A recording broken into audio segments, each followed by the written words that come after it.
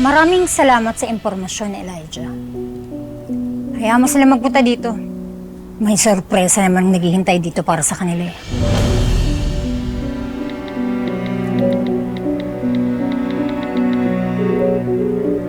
Pumunta ka dito. Bilisan mo.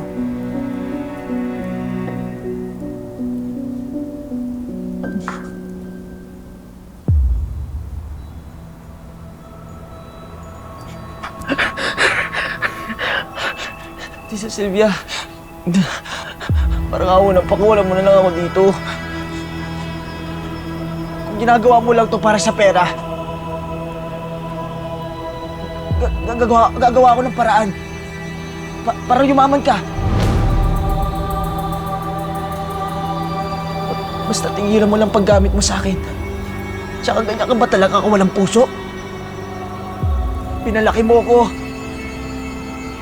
Buong buhay ko, kinilala kitang ina. Yung konting pusong natitira sa akin, wala na yun. Simula nung hinamak-hamak ako ni Chinching. Kaya kung ikaw na lang ang natitirang paraan para makaganti ako sa kanya, gagawin ko.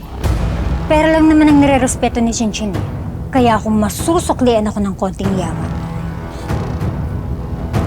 iaalay kita sa paanan ko. Opo, tita.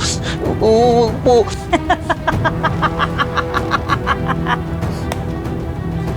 Ay, naka! Opo.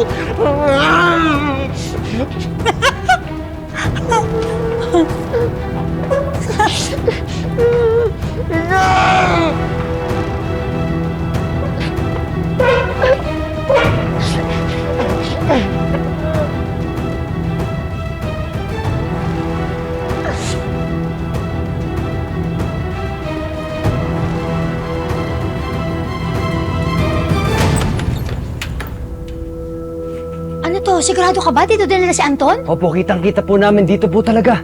Ha? Anton? Anton! Anton! Anton! Nakikita ka na! Anton, nasa ka? Anton! Anton! Bakit nandito ka? Oh! At kasama mo pa pala ang mga alipores mo. Bakit? Kikidnapin niyo rin ako? Huwag ka na nga magkunwari. Ilabas mo si Anton. Nasaan siya? Kala mo siguro wala makakita, no? Na dito mo siya dinala sa lumang restaurant mo na to? Alam mo, nasisiraan ka na talaga ng ulo, Chinching. Bakit mo sa akin binibintang ang ginawa mo? Diba ikaw ang nangidnap kay Anton? Ma'am, wag na ho kayo magmalinis. Nakita ho namin dito si Anton. Alam mo na? Kami pa ng anak kong pagbibintangan mo?